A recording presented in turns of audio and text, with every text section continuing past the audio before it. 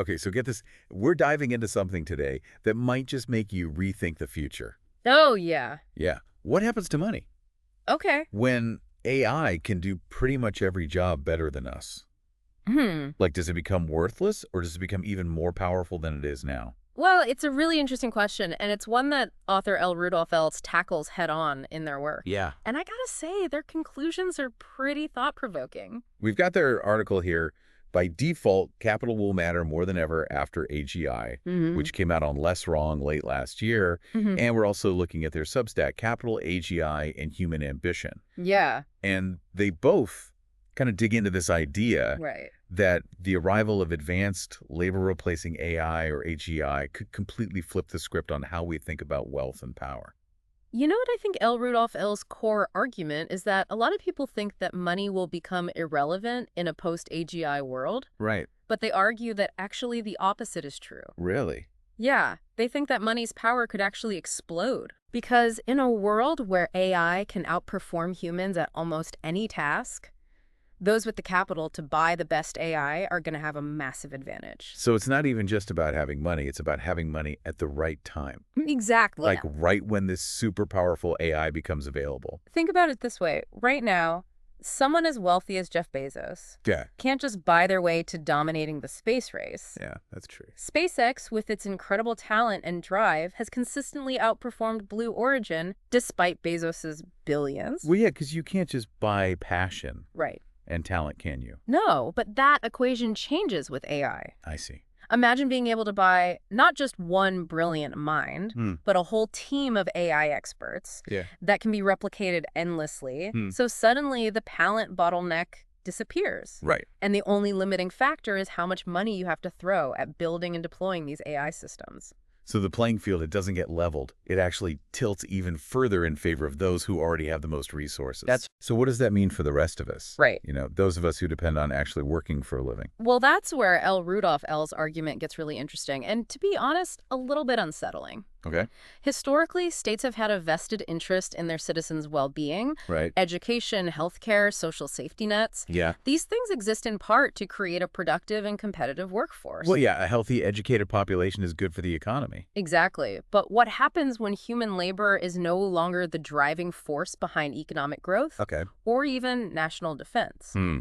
L Rudolf L suggests that AGI could fundamentally disrupt this balance, leaving states with less incentive to invest in the well-being of their citizens.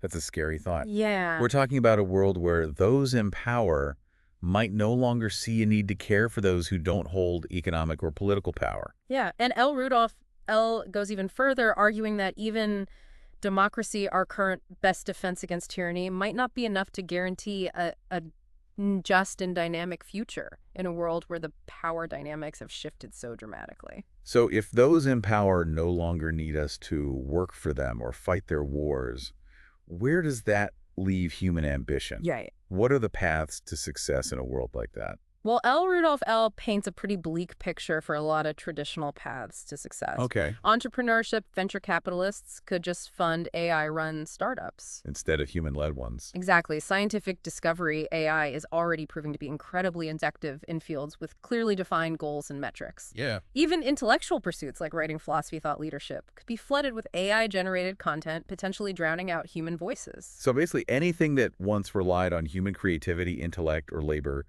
could be reshaped or even rendered obsolete by the arrival of this super intelligent AI. Yeah. It's like suddenly all the rules of the game change and we're not sure what the new rules are. That's a great way to put it. Yeah.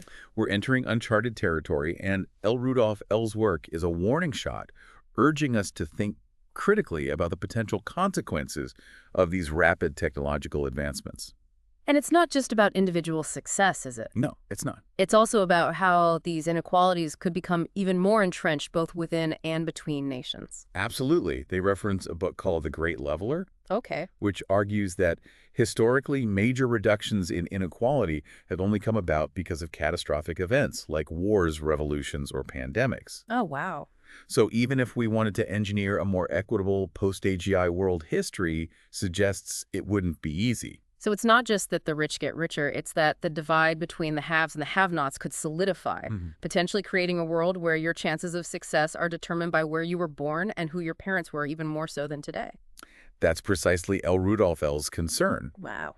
Imagine a global caste system where those born in nations with advanced AI have vastly different prospects than those born elsewhere. If human labor becomes less relevant, the incentives for immigration could disappear, potentially trapping billions in a world with limited opportunities. Okay. At this point, I'm starting to feel like we need to invest in some good survival gear and find a nice secluded cave to live in. Hmm. Is there any hope in L Rudolf L's vision of the future? Well, L Rudolf L does offer a potential best-case scenario. Okay. But even that comes with some pretty unsettling implications. All right. They envision a world of incredible efficiency and material abundance powered by AI, but one that's also incredibly static and potentially even more unequal than today. So like a supercharged version of Norway Yeah, fueled by AI instead of oil wealth. that's a good analogy. Yeah. Imagine a world where everyone's basic needs are met, but the most successful people are the ones who inherited their wealth and status from the pre-AGI era. Yeah. Human ambition is largely confined to local social spheres because, well, what else is there to strive for when AI can do almost everything better than us? It's a strange paradox. Yeah, This world of incredible potential and advancement, right. but where human agency and the possibility of upward mobility might be severely limited. And that's just the best case scenario. Oh, no. L. Rudolf L. also outlines a range of more dystopian outcomes, from AI trillionaires ruling over a permanently disempowered underclass To the complete extinction of humanity as AI optimizes for its own goals with little regard for human well-being. Exactly. It's a spectrum of possibilities, but none of them are particularly comforting if we're not careful about how we navigate this coming era of advanced artificial intelligence. Oh, boy. Yeah. So we just laid out some pretty heavy stuff. Yeah. A future where money might mean more than ever, but human ambition might have nowhere to go. It's easy to want to just bury our heads in the sand Yeah. and hope it all works out. But I think L. Rudolf L's work isn't meant to, like, scare us into inaction. I agree. It's more like a call to action. Like Yeah. they're saying, hey, we're at a turning point, and the choices we make now are really going to have a huge impact on the future. Yeah. And they actually use a really interesting term to describe where we are right now. They call it the dream time. Oh, I like that. Yeah. It really captures this feeling that anything is still possible, Right. that the rules are still being written. Yeah, exactly. And that's why both the article and their Substack end with that powerful two-word message. Oh, yeah. What's that? Carpe diem. Seize the day. Right. I mean, if this really is the last era where human ambition can truly shape the world, shouldn't we make the most of it? Absolutely. And it's not just about individual ambition. Right. It's about our collective responsibility to make sure this future benefits everyone, not just a select few. I agree. But that brings up a big question. How do we actually do that? Where do we even start? Right, because it's easy to talk about shaping the future. Yeah. But L. Rudolf L. doesn't exactly hand us a step-by-step guide, do they? No, not really. And they're actually quite critical of what they call the solutionist mindset. What's the? This idea that we can just find a simple technical solution to these really complex problems, like AI safety or morality. Yeah, I see what you mean. It's like that saying, if all you have is a hammer, everything looks like a nail. Exactly. Right. If we approach AGI as just another problem to be solved, we might miss the bigger picture of how it's actually going to transform what it means to be human.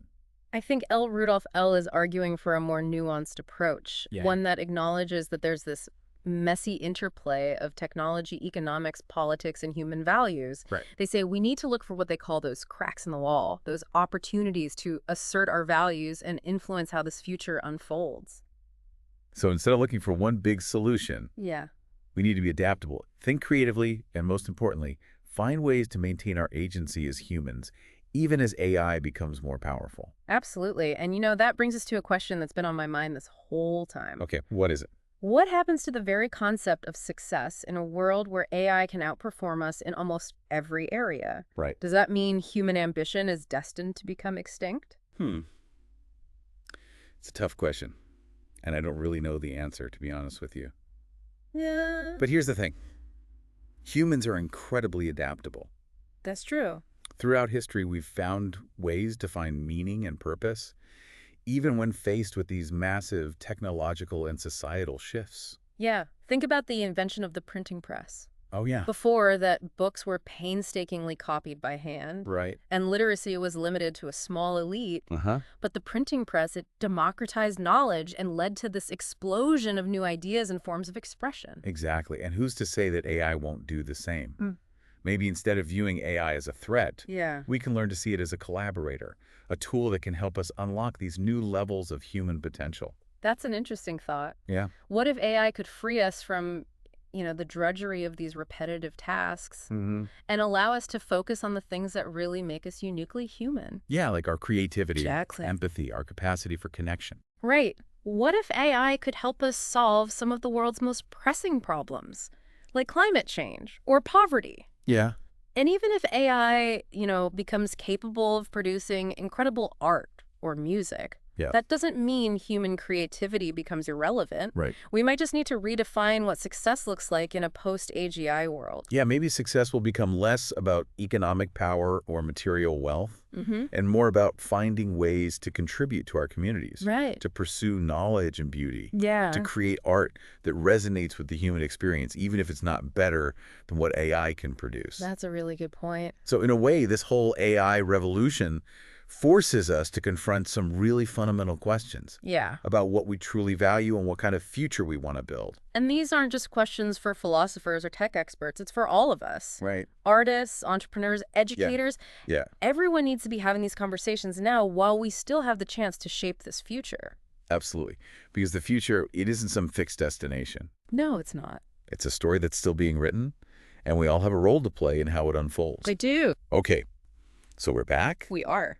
and ready to wrap up our deep dive into a future with advanced AI. It's been quite a journey. We've covered some heavy stuff. Yeah, for sure. The potential for extreme inequality. The very real possibility that AI could completely change how we think about success. It's a lot to process. It is. But instead of ending on a note of doom and gloom, Yeah. I want to shift gears a little bit Okay. and focus on the opportunities that this future presents. I like that. Because, even though L Rudolf L paints a pretty stark picture, Yeah. they also make it clear that the future isn't set in stone. That's right. Like, we still have agency. We can still make choices that shape the outcome. We're not just passengers on this train. Exactly. And that's what I find so empowering about L Rudolf L's work. Me too. It's a call to action, a reminder that we're not just passive bystanders in this technological revolution. Absolutely. We have the power to shape this future. But we have to be intentional about it. It's not going to happen by accident. Right. So instead of just reacting to whatever comes our way, Yeah. we need to be proactive We need to start imagining the future we want.